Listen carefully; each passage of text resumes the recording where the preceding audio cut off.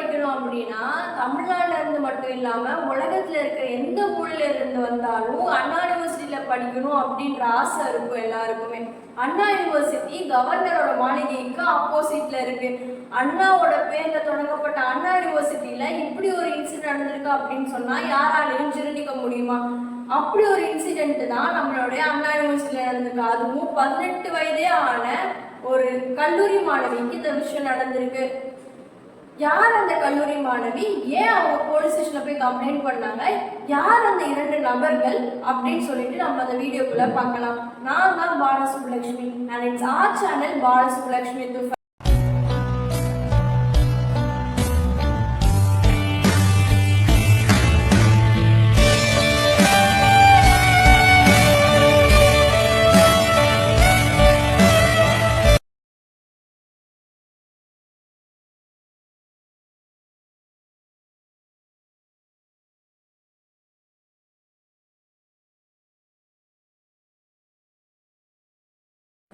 December 23 7:45 மணி அளவில் BE mechanical second year engineering படிச்சுட்டு இருக்கிற அந்த மாணவி, 18 வயதே ஆன மாணவி, அண்ணா யூனிவர்சிட்டியில இருக்கிற ஹைவே லேப் பின்னாடி நின்று பேசிட்டு இருந்திருக்காங்க அவங்களோட ஆண் நண்பர் கூட.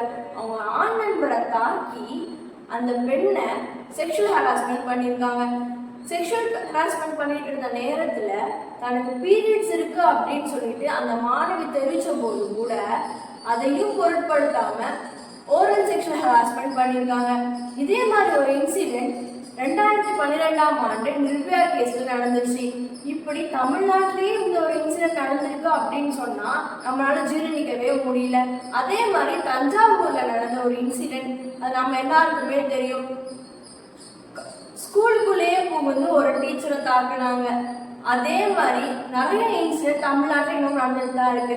இப்படி பேர் போன அண்ணா யூனிவர்சிட்டிலேயே இப்படி ஒரு இன்சிடென்ட் நடக்குது அப்படின்னா நம்மளால ஜீரணிக்க முடியுதா?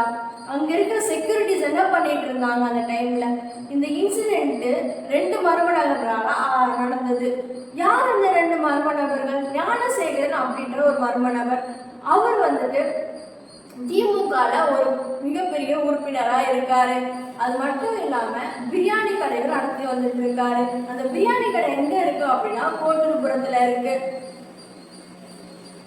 கோட்டூர்புரம் போலீஸ் ஸ்டேஷன்ல தனக்கு நடந்த இன்சிடென்ட் அங்க யாருக்கும் நடக்கக்கூடாதுன்னு சொல்லிட்டு தைரியமா முன் வந்து அந்த மாணவி அவங்களுக்காக மட்டும் இல்லாம தமிழ்நாட்டில் இருக்கிற மற்ற எல்லா பெண்களுக்காகவும் பேசியிருக்காங்க.